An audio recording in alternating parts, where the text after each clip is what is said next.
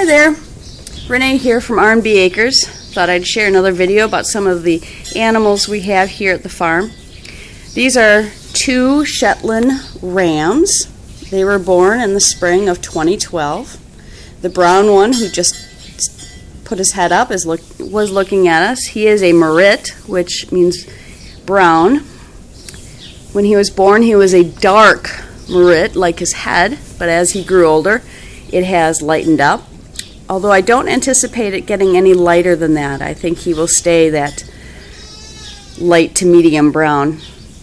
His half-brother behind him, who I wish he would come around, was one that we discovered when we pulled him out of the winter paddock and brought him inside for spring, that his horn had curved around on the right side of his head and into his face, right behind his jaw.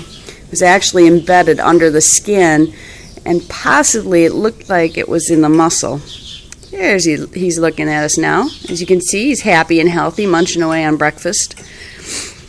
So I did some research, and there wasn't much out there. Basically, I was told if I could cut it off, clean it up, that would be one option.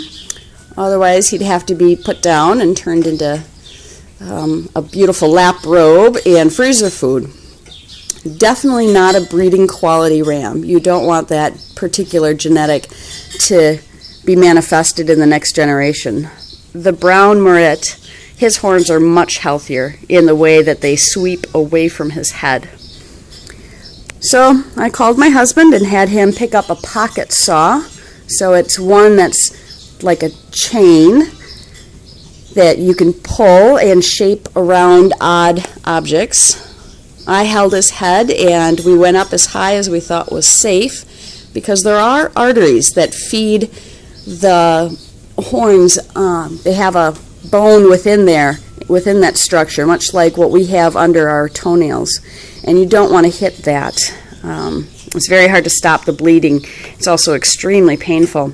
So you want to try and find that outermost growth where there's no longer any blood flow, just like the outside of our fingernails.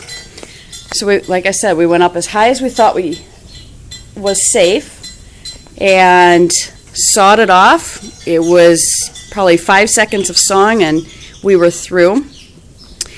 It was still embedded into his face, but as soon as he turned his head to the left, it fell out of the hole. I had some iodine soap and I cleaned it up real well.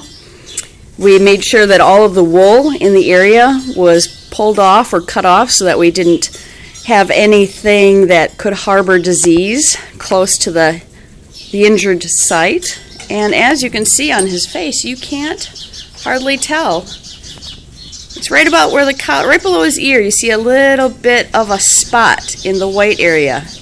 That was where the horn had grown in. It's almost completely healed over. That took about 2 weeks to heal. That was it. Never got infected. He never went off of his food. He was amazing in his ability to tolerate pain, because we think that had probably been that way for a couple of weeks, maybe even a month out in the winter paddock. All of his wool had hid it from us, so that's why we didn't notice.